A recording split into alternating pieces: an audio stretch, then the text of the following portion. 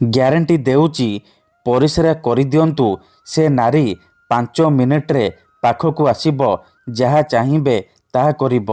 ହଁ ଫ୍ରେଣ୍ଡସ୍, ଆପଣ ସମସ୍ତଙ୍କର ଇଚ୍ଛା ଥିବ ସୁନ୍ଦରୀରୁ ସୁନ୍ଦରୀ ଝିଅକୁ ପଟେଇବା ପାଇଁ, ପଡ଼ିଶା ଘର ସୁନ୍ଦରୀ ଭାଉଜକୁ ପଟେଇବା ପାଇଁ, ତାଠାରୁ ନିଜର ମନ ମୁତାବକ କାମ ହାସଲ କରିବା ପାଇଁ। କିନ୍ତୁ ଇଏ ଏତେ ସହଜ ନୁହେଁ।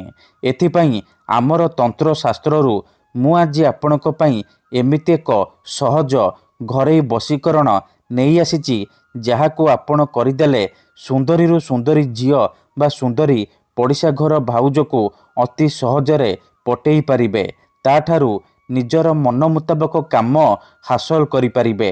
ଯେଉଁ ଝିଅ ଆପଣଙ୍କୁ ଭାव ଦେଉନଥିଲା, ସେ ଝିଅ ଆପଣଙ୍କୁ ଦେଖିବା ମାତ୍ରେ ଭଲ ପାଉଛି ବୋଲି କହିବ।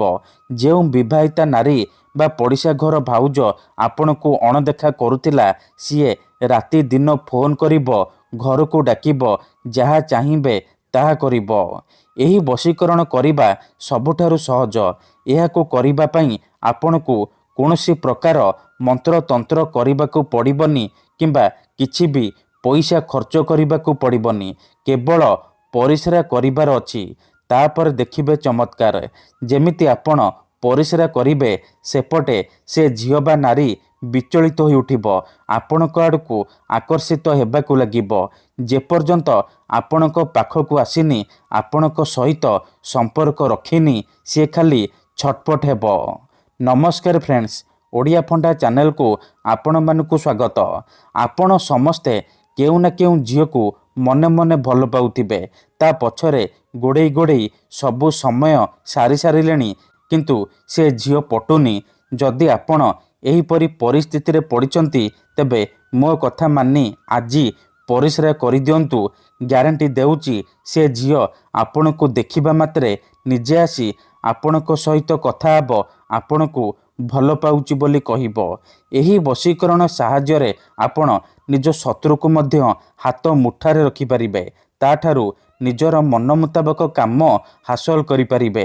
କାହିଁକି ନା କେତେଥର ଏମିତି ହେଇଥାଏ କି ଆମର ଶତ୍ରୁ ପଇସାରେ ଆଉ ଶକ୍ତିରେ ବଳବାନ ହେଇଥାଏ, ଆଉ ଆମେ ଚାହିଁକି ବି ତାର କିଛି କରିପାରୁନାହୁଁ।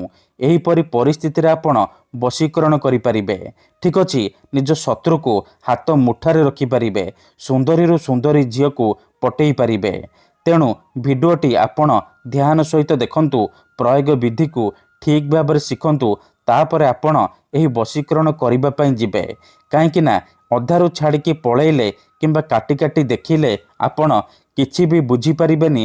ପରେ କମେଣ୍ଟ କରିବେ, ଗୁରୁଜୀ ଆପଣଙ୍କର ବଶୀକରଣ କାମ କରୁନି। ତେଣୁ ଭିଡ଼ିଓଟିକୁ ପୁରା ଧ୍ୟାନ ସହିତ ଶେଷ ପର୍ଯ୍ୟନ୍ତ ଦେଖନ୍ତୁ, ପ୍ରୟୋଗ ବିଧି ଠିକ୍ ଭାବରେ ଶିଖନ୍ତୁ, ତାପରେ ଆପଣ ବଶୀକରଣ କରିବା ପାଇଁ ଯିବେ। ଏହି ବଶୀକରଣକୁ ପ୍ରୟୋଗ କରି ହଜାର ହଜାର ଲୋକମାନେ ଲାଭବାନ ହେଇଛନ୍ତି, ନିଜ ପସନ୍ଦର ଝିଅକୁ ପଟେଇ ପାରିଛନ୍ତି। ଆଶା ଛାଡ଼ି ଦେଇଥିବା ଲୋକ ମଧ୍ୟ ନିଜ ପ୍ରେମକୁ ପାଇପାରିଛି। ବିନା କୌଣସି ପଇସା ଖର୍ଚ୍ଚ କରି ସୁନ୍ଦରୀରୁ ସୁନ୍ଦରୀ ଝିଅ ବା ସୁନ୍ଦରୀ ଭାଉଜକୁ ପଟେଇ ପାରିଛି। କେବଳ ଆପଣଙ୍କୁ ପରିସ୍ରା କରିବାର ଅଛି। ତାପରେ ଦେଖିବେ ଚମତ୍କାର, କିପରି ସେ ଝିଅ ବା ନାରୀ ଆପଣଙ୍କ ପ୍ରେମରେ ଦିବାନୀ ହେଇଯିବ, ଯାହା ଚାହିଁବେ ତାହା କରିବ।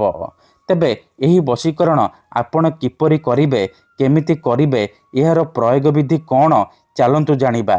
ବିଧିଟି ଜାଣିବା ପୂର୍ବରୁ ଯଦି ଆପଣ ଆମ ଚ୍ୟାନେଲକୁ ପ୍ରଥମ ଥର ଆସିଛନ୍ତି, ତେବେ ଦୟାକରି ଚ୍ୟାନେଲକୁ ସବସ୍କ୍ରାଇବ୍ କରି ପାଖରେ ଥିବା ବେଲ୍ ଆଇକନ୍କୁ ମଧ୍ୟ ଦବାଇ ଦିଅନ୍ତୁ, ଯାହାଦ୍ୱାରା ଆମେ ଯେଉଁ ବି ଭିଡ଼ିଓ ଅପଲୋଡ଼ କରିବୁ ସର୍ବପ୍ରଥମେ ଆପଣ ଦେଖିପାରିବେ ଆଉ ତାହାର ଲାଭ ପାଇପାରିବେ। ମନେ ରଖନ୍ତୁ, ଏହି ବଶୀକରଣ ବିଧିକୁ ଆପଣ କେବଳ ଶନିବାର ଦିନ କରିବେ, ସନ୍ଧ୍ୟା ସମୟରେ କରିବେ। ପ୍ରଥମେ ଆପଣ କ'ଣ କରିବେ, ଖଣ୍ଡେ ସାଧା କାଗଜ ଆଣିବେ, କଳା କଲମ ଆଣିବେ। କାଗଜରେ ପ୍ରଥମେ ଆପଣ ସେଇ ଝିଅ ବା ନାରୀର ନାମ ଲେଖିବେ, ଯାହାକୁ ଆପଣ ବଶରେ କରିବାକୁ ଚାହୁଁଛନ୍ତି। ତା ତଳେ ଆପଣ 3ଟି ଶବ୍ଦ ଲେଖିବେ, ତ୍ରିଂ ତ୍ରିଂ ତ୍ରିଂ। ଏହି 3ଟି ଶବ୍ଦ ଲେଖିବେ। ଲେଖିସାରିବା ପରେ ସେ କାଗଜକୁ ନେଇକି ଘର ବାହାରେ କୌଣସି ଏକ ସୁନସାନ ଜାଗାକୁ ଯିବେ, ଯେଉଁଠାରେ ଆପଣଙ୍କୁ କେହି ଦେଖିବେନି କିମ୍ବା ଡାକିବେନି। ତାପରେ ସେ କାଗଜକୁ ତଳେ ମାଟି ଉପରେ ରଖିବେ, ଆଉ ଆଖି ବନ୍ଦ କରିକି ସେଇ ଝିଅ ବା ନାରୀକୁ ମନେ ମନେ ଭାବିବେ। ତାର ମୁହଁକୁ ନିଜ ମନରେ ଭାବିବେ। ଭାବି ସାରିବା ପରେ ଆପଣ ସେ କାଗଜ ଉପରେ ପରିସ୍ରା କରିବେ। ପରିସ୍ରା କରିବା ସମୟରେ ଆପଣ ତ୍ରିଂ ତ୍ରିଂ ତ୍ରିଂ ତ୍ରିଂ ତ୍ରିଂ ତ୍ରିଂ ତ୍ରିଂ ତ୍ରିଂ ତ୍ରିଂ ଏହିପରି ଏହି 3ଟି ଶବ୍ଦକୁ 3 ଥର ପଢ଼ିଦେବେ। ତାପରେ 5 ଥର ସେଇ ଝିଅ ବା ନାରୀର ନାମ କହିବେ ଯାହାକୁ ଆପଣ ବଶରେ କରିବାକୁ ଚାହୁଁଛନ୍ତି। ଏତିକି କରିସାରିବା ପରେ ଚୁପଚାପ ଘରକୁ ଫେରି ଆସିବେ। ପଛକୁ ବୁଲିକି ଚାହିଁବେନି। ଗ୍ୟାରେଣ୍ଟି ଦେଉଛି ମାତ୍ର 2ରୁ 3 ଘଣ୍ଟା ଭିତରେ ପ୍ରଭାବ ପଡ଼ିବା ଆରମ୍ଭ ହୋଇଯିବ। ସେ ଝିଅ ବା ନାରୀ ଆପଣଙ୍କ ଆଡ଼କୁ ଆକର୍ଷିତ ହେବାକୁ ଲାଗିବ। ଧନ୍ୟବାଦ।